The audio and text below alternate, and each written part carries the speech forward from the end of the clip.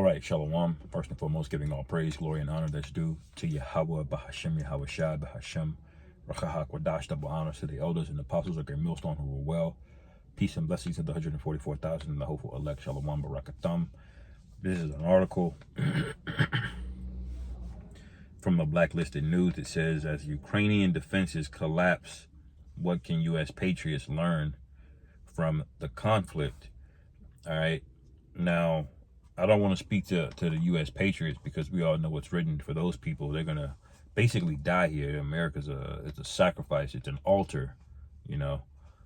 But I want to speak to the Israelites, the men of the Lord, the so-called Negroes, Latinos, and Native Americans, and the speckled birds that are throughout the nations that will hear the voice of the Lord, you know, that being through the scriptures. And what does that mean for us? Well, this means this conflict means that World War III, or the third woe, is basically already here, man. Now, in 1939, when the Mustache Man invaded Poland, all right, they didn't call it World War II, okay? They didn't call it the Great War. You know, they started calling it the Great War around that time as the war went on, but they didn't know that it actually started when Poland got invaded, okay? And it's similar to that now. World War III, you know, I believe have started already, and it started with the offensive that this guy Putin levied over there in Ukraine, all right? Now, he has his reasons, okay? And America has given him a lot of reasons, all right? Because at the end of the day, you're watching two Edomite nation powers basically infighting. They're in a civil war, and I'll get a precept to support that in a second here. All right, but let me just start reading this real quick. Revelation 11 and 14. It says, the second woe is past, and behold, the third woe cometh quickly. All right. Now, the woes, there's three woes in the book of Revelation. The first, second, and third woe, those are referring to the world wars. Okay.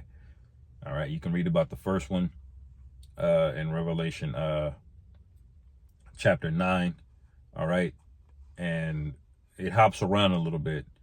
Okay. But eventually you get to where we are here. Okay, where it says the second woe is past, and behold, the third woe cometh quickly, and the third woe is yet to happen. That is World War III. So when it says it comes quickly, that means basically it started really in during the Soviet Union era. All right, we had what you call the Cold War, where there's just a divide. The earth was split into two. All right, and how is a nation, or how is the world, all right, split into two when you have so many other nations and borders and nationalities? Well, because Esau rules everything, okay? And his kingdom got fractured. His rulership got fractured, okay? And so this third world war, it's getting ready to touch down here, man, all right? And America is not, you people here are not going to be spared. There is no going back, all right? You got to gird up your loins and stand on whatever you've been standing on, all right? I could get Isaiah 47 to go into that too, but, you know, let me read a little bit more of this article. All right. And it says, in my article, it says, Russia is about to overrun Ukraine's defenses. Why there are no peace negotiations. Published in May, I outline my reasons for predicting a near-term collapse of Ukrainian frontline defenses and sweeping territory grab by Russian forces. All right. And basically what Esau has done, he's goaded the Ukrainians into attacking Russia. They went inside the borders of Russia, all right, started taking cities, okay? And what did Putin say? He's like, there ain't no more negotiation now. So Putin might just take Kiev, man, okay? Lord willing, he does, because we're sick of this diddly-daddling y'all are doing, man. You know, pussyfooting, as they say. They just get it over with. You know, we all know y'all want war. We all know this is what y'all want. All right, so let's go ahead and draft these women, draft these rainbow individuals, and get their ass suited up, man. You know, May all hell break loose tomorrow in this place, today, you know, because we understand the end game, you know. We understand what's getting ready to happen, and we're sick of having to go to work every day and deal with mundane, you know, dopey-headed people that are just aloof. Their minds are somewhere else. They could care less. And honestly, you know, it's vexing to be around. All right, you got a grown man switching, you know, with tight pants on, and everybody just looking around like this shit is normal. This shit ain't normal, man. All right. It says, since the early months of the war, my primary argument has been that Ukraine is trying to hide steep declines in manpower. And this ruse would eventually be exposed. Bottom line, wars are won by men, not by DARPA technology and suitcases of fiat cash. All right. So they're going to have to just go to war, man, over this thing, you know? And the Lord is with that, man. Okay, there's gonna be a lot of wickedness going on here. There's gonna be a lot of evil visited here, man. The Lord wants war. He's about that, man. All right, let me go to this real quick in Amos, the 3rd chapter.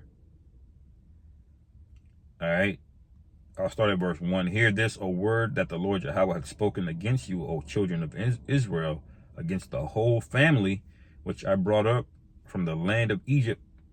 All right, so this is talking about a specific group. All right, this proves that Amos and all of the prophets had a audience, and they were Israelites, man. There's not a single Christian that can go and say that anything in the New Testament is talking about for everybody. All right. Then to further prove it, verse 2, it says, you only have I known of all the families of the earth. Therefore will I punish you for all your iniquities. So this proves that the Most High only deals with one group of people in a special manner. And this proves why we got punished, why we got chattel slavery. All right. And it says, verse 3, can two walk together except they be agreed? And everything here is divided on all fronts. Even Esau's kingdom is divided. Okay, I'm going to get that in Daniel, the 2nd chapter here in a second. But y'all can't walk together. Germany is mad at you for the Nord Stream pipeline, man. All right. The rest of Europe and London, they're furious at the energy prices that have gone up, that the sanctions you're putting on Russia and causing all of this inflation going around on earth, printing money, all right, at the expense of their buying power. All right. It says, verse 4, will a lion roar in the forest when he hath no prey? Will a young lion cry out of his den if he have taken nothing? All right. It says, can a bird fall in a snare upon the earth where no gin is for him? Shall one take up a snare from the earth and have taken nothing at all? Right? If you have a snare on the ground, there's no prey in there. You didn't trap anything. Why would you pick the snare up? You'll leave it there, man. All right. These are all common sense comparisons to say what? Verse 6. Shall a trumpet be blown in the city and the people be not afraid? And these people, there's going to be a spiritual trumpet blown and a literal trumpet blown. And when people hear it, they're going to be afraid. They're going to bug out, man. All right. Watch the fear set in on these people. Okay. The fear of the Lord that they should have had with them the whole time. It's all of a sudden it's going to manifest, but it's going to be too late. All right. It says, shall there be evil in a city and the Lord Yahweh hath not done it? So the Lord is responsible for the evil going on in the earth. That means he wants war, man. He wants chaos. All of the judgment we preach about, the Lord wants this, man. Okay? It appeases him for these things to go down, all right? It says, surely the Lord Yahweh Bashem Yahweh Shah will do nothing, but he revealed his secret unto his servants, the prophets. Okay? So we know what's going on. That's why we're so locked in and committed to this thing. All right? Because we already know what's getting ready to happen. It's been revealed to us. This isn't a maybe. We see the writing on the wall, man. America is not long for this world, and the prophecies are occurring exactly how the scripture said that they would. Okay, even without all the detail. All right, with the scriptures that we have now, they perfectly align. Okay, without having any detail, we can still know exactly that this is what's going on. The prophecy is unfolding. All right.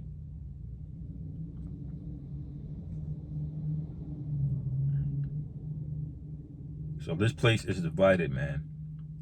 All right. It says soon Russia will control the entirety of the Donbass region and beyond using attrition warfare. All right. It says the experts have no idea what they're talking about, or they're lying to the public on purpose. Either way, their opinions are not to be trusted. As a student of history and of military tactics, I can only relate to you what I see with an objective eye. I'm not in Ukraine. I'm not on the front lines looking for both sides, and neither are the experts. I'm not privy to special intel. I don't have access to the war rooms in Kiev or the Kremlin. It says my goal here is not to break down a play-by-play of the war. I only hope to point out the greater truths being uncovered as the situation unfolds. And basically, Ukraine is about to be a very big crack, a fissure in the Edomite hegemony. Okay, this whole the EU, NATO, the Treaty of Rome that they passed is already getting ready to crack and split over this Ukraine thing.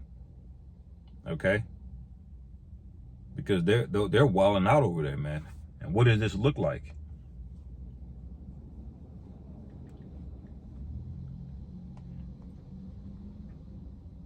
Daniel chapter 2.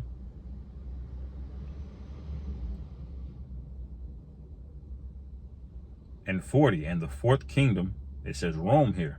All right, and it says, and the fourth kingdom shall be as strong as iron, for as much as iron breaketh in pieces and subdueth all things, and as iron breaketh all these, and as iron that breaketh all these, shall it break in pieces and bruise. And this is what under Rome, the Roman Empire, the modern day Roman Empire, okay, what have they done? They've conquered everything, man. They're in every continent.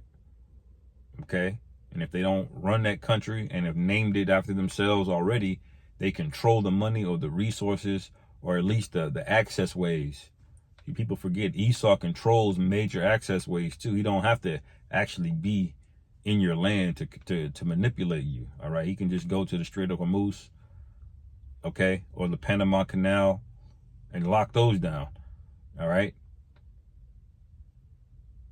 and see. His whole rulership is basically crumbling before our very eyes.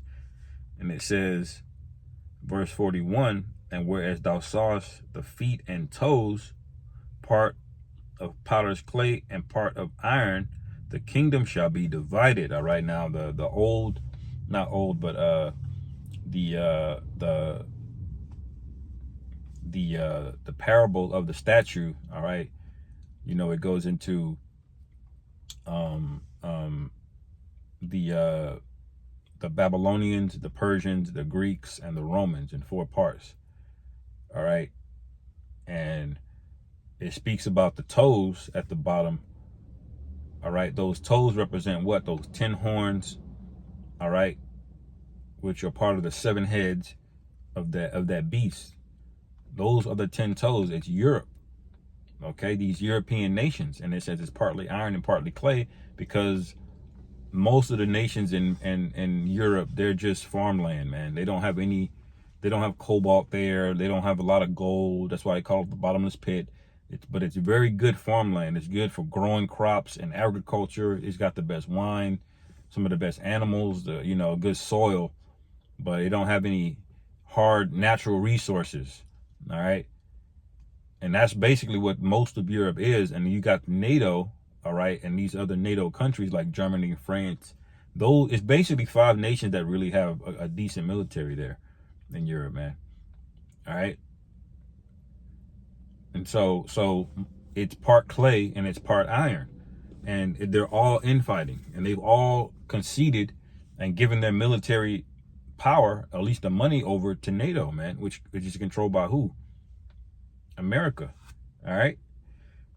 So this whole thing, the Treaty of Rome back after the World War II, it all is getting confounded now. They're all fighting over money. They're all fighting over resources. Okay, they're hyper dependent on energy, and they use the energy, and they decided to get dependent on energy of one of their enemies, which is Russia, man. Russia was pumping in 40% of the energy into Europe, only for America to come by and say, nah, that's over with. And so now all of the energy prices are up now. This division is all a part of the destruction and the end of this thing. All right. And there's going to be a lot of famine, a lot of violence. And then pestilence is going to be a part of this as well, too. Okay. It says, but there shall be in it of the strength of iron, for as much as thou sawest the iron mixed with miry clay. It says, and as the toes or feet were part of iron and part of clay, so shall the kingdom be partly strong and partly broken. All right, this is what we're speaking about. It says, and as the toes of the feet were part of, Shalakia, verse 43, and whereas thou sawest iron mixed with miry clay, they shall mingle themselves with the seed of men, all right, but they shall not cleave one to another, even as iron is not mixed with clay, all right?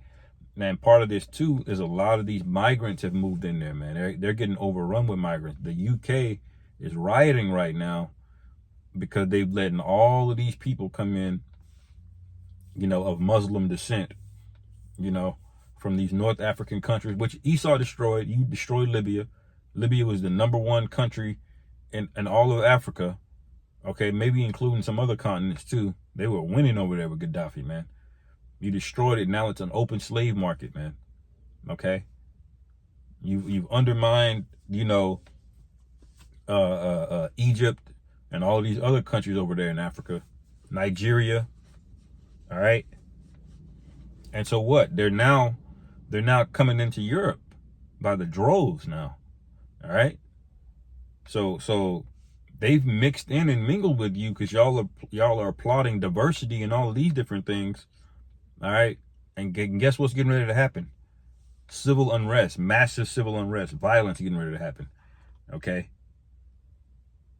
Verse 44, and in the days of these kings shall the Most High of heaven set up a kingdom which shall never be destroyed, and the kingdom shall not be left to other people, but it shall break in pieces and consume all these kingdoms, and it shall stand forever. All right. So that's the main point. All right. This thing is getting ready to be broken up. And it's through the means of war, man, because the Most High, it says what? He's a man of war. So he's gonna end up destroying the remnant of these people out there in Europe, and y'all gonna go into slavery, man. All right. And there's no other way around it. Everybody knows World War III is coming, man. Whether you believe in the Bible or don't, it's the writings on the wall. So it begs the question, what are y'all doing? All right. For those of you who know, who understand prophecy, what are you doing? Are you prepping? You know, you stocking up water. That ain't going to help you, man. All right.